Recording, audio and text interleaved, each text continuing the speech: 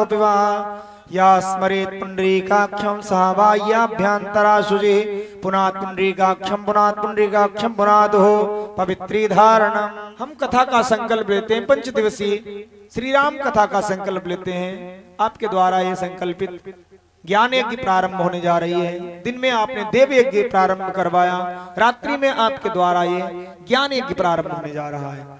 आप बोलिए प्रभो मैं आर्तानि पुष्पाणि पूजार्थं प्रतिवेदता पुष्पाल्यान्ते नैवेद्यांते चंदनानुलेपनम।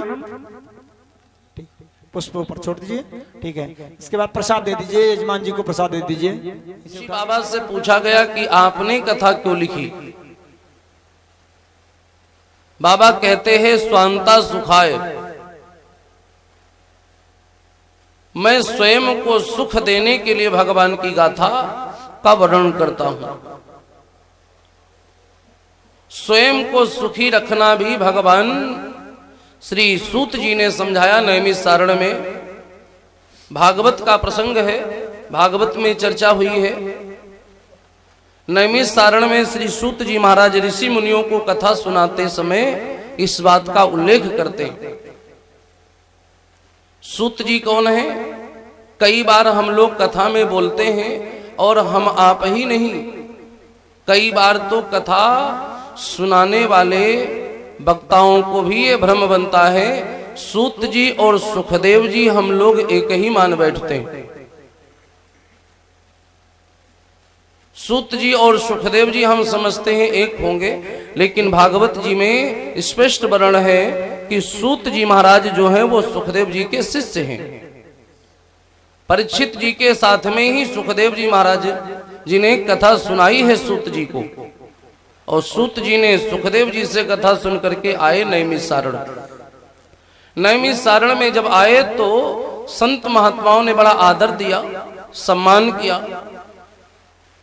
भगवान की कथा होने लगी और उस कथा में भागवत में बड़ा सुंदर एक वर्णन है कि ऋषि मुनियों ने एक प्रश्न किया सूत जी से जो हम आप सभी के लिए है। का महाराज ये बताओ कि भगवान की कथा सुनने का फल क्या है, या यो बता दो कि दुनिया में ऐसी कौन सी वस्तु है जो हम प्राप्त करें उसके बाद कुछ भी शेष प्राप्त करने को न रह जाए। क्योंकि जितना हम संसारिक भोग प्राप्त करते हैं इच्छा बढ़ती है। हर व्यक्ति चाहता है कि हम भगवान की कथा सुने, लेकिन भगवान की कथा सुनने में बाधा कौन है? इच्छा।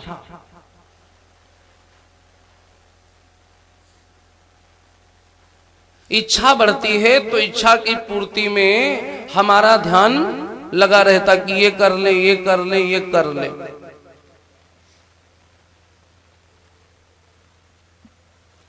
दुनिया में हर कोई चाहता है हम भगवान की कथा सुने। ऐसा कोई नहीं जो ये न चाहे कि भगवान, कोई है ऐसा जो चाहे कि हम भगवान को ना सुने? नहीं, भगवान की कथा सुनना, भगवान के मंदिर जाना, इच्छाएं हमारी बढ़ती रहती हैं और इच्छाओं की पूर्ति करने के लिए हम लगे रहते हैं। इसी में बीच में भजन छूट गया, भगवान का नाम छूट गया। बात हो रही थी कि सूत जी महाराज से ये बात पूरी करके ही प्रसंग को विश्राम करने का विचार है, और उसी प्रश्न पर हम आते हैं लौट के कि सूत जी महाराज से ऋषि मुनियों ने पूछा कि महाराज दुनिया में क्या प्राप्त कर लें जो और कुछ शेष प्राप्त करने को रहे ही न जाए, ऐसा लगे सब मिल गया।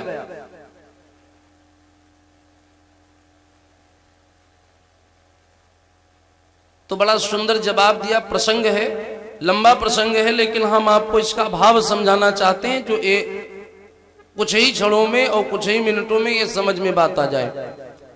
सारी कथा सुनाने के बाद, पूरे संवाद को सुनाने के बाद निष्कर्ष इस बात पे आया कि अगर मनुष्य भगवान की कृपा प्राप्त कर ले तो और कुछ शेष प्राप्त करने को रह ही नहीं जाता। क्यों? जैसे आदमी की निंदा टूट जाने पर स्वप्न समाप्त हो जाता है। उसी प्रकार से भगवान की कृपा प्राप्त कर लेने के बाद इच्छाएं समाप्त हो जाती। भगवान की कृपा प्राप्त कर लेने के बाद इच्छाएं समाप्त हो जाती, और जब इच्छाएं समाप्त होती तो प्रेम तभी बढ़ता है भगवान से। और जब प्रेम भगवान से बढ़ जाता तो बड़ा सुंदर एक भाव है कि प्रेम जब अनंत हो गया तो रोम रोम संत हो गया। अनंत हो गया रोम रोम संत हो गया। प्यारे जब अनंत हो गया रोम रोम संत हो गया। प्रेम जब अनंत हो गया रोम रोम संत हो गया। रोम रोम संत हो गया रोम रोम संत हो गया। प्रेम जब अनंत हो गया रोम रोम संत हो गया। प्रेम जब अनंत हो गया रोम रोम संत हो गया। भगवान से जब प्रेम बढ़ता है तो इच्छाएं समाप्त हो जाती हैं। इच्छा तभी तक है जब तक भगवान की कृपा नहीं। तो भगवान की कृपा के विषय में भी कथा हुई कि भगवान की कृपा कैसे माने, कि भगवान की कृपा कब आई जीवन में, हम कैसे समझें कि भगवान की कृपा कब हमारे जीवन में हुई। तो उसके लिए भागवत में एक प्रसंग है, श्री सुखदेव जी का प्रसंग है। राजा परीक्षित के संवाद में चर्चा हुई है कि कैसे माने कि हमारे जीवन में अब भगवान की कृपा हो गई।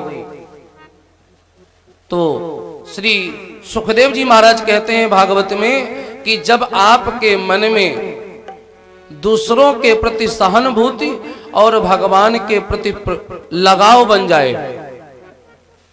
भगवान आसक्ति तो कहीं ना कहीं मनुष्य की रहती ही है। जिस समय भगवान से आसक्ति बढ़ जाए तो उसी का दूसरा पर्याय है भक्ति।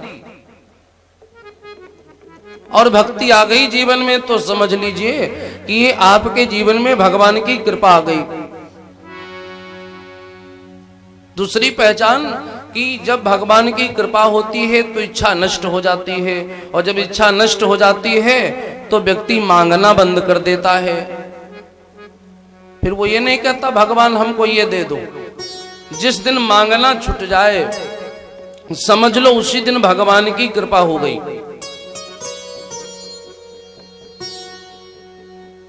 जब तलक मांगने की लालसा बनी रहती है जीवन में तब तलक भगवान की कृपा में कमी है। दुनिया में भगवान की कृपा, श्री सूत जी बोल रहे हैं नैमिषारण्य में कि भगवान की कृपा प्राप्त हो जाए तो कुछ भी अन्य चीजें शेष बचती ही नहीं मनुष्य की इच्छा में, इच्छा ही समाप्त। एक बात और है जो हम चाहते हैं कि आप लोग समझ लें। श्री सुखदेव जी महाराज ने भी इस प्रसंग को सुनाया और सूत जी ने वहीं से सुन करके आकर नैमिषारण्य में सुनाया।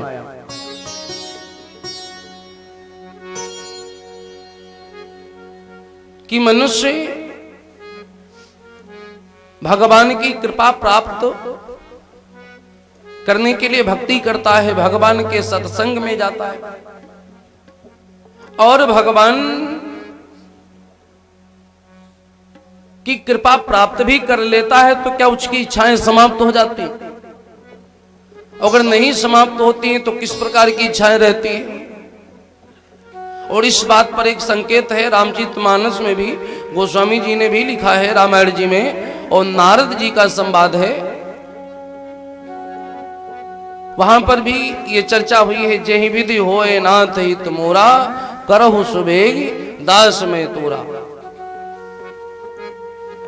रामचरितमानस में तो केवल ये चौपाई वर्णन की गई है, शिव पुराण में इसका बहुत बड़ा व्याख्यान है।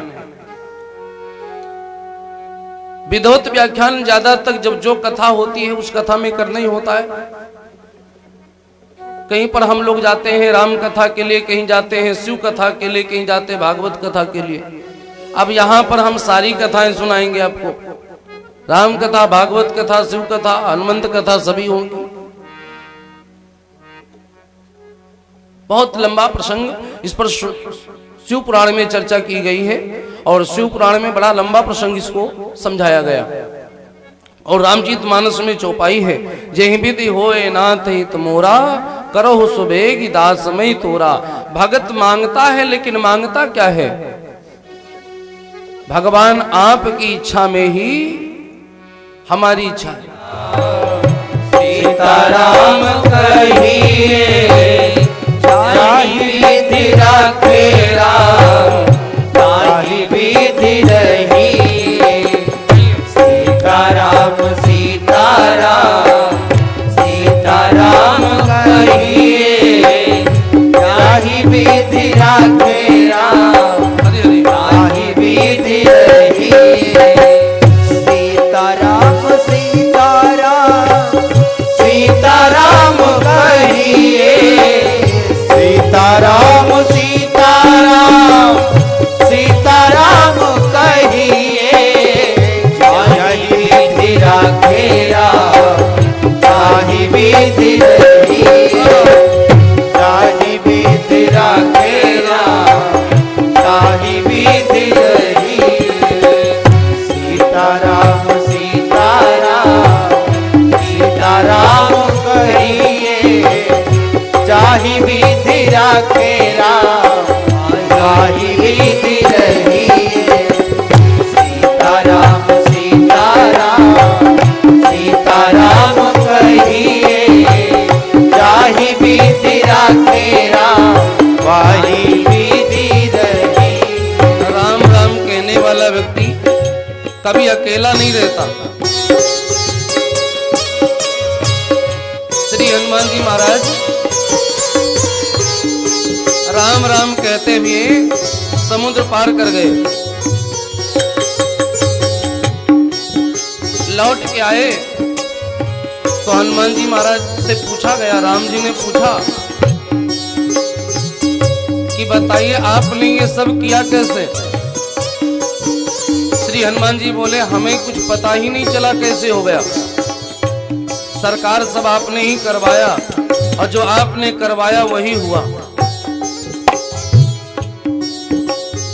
हमें एक क्षण ऐसा लगा ही नहीं कि आप मेरे साथ नहीं, आप मेरे साथ में ही थे।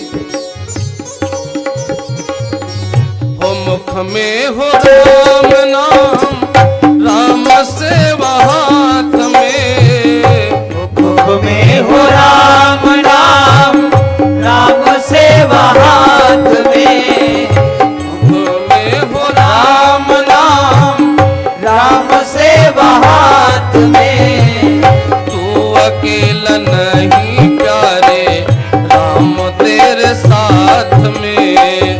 तू अकेला नहीं प्यारे, राम तेरे साथ में। तू अकेला राम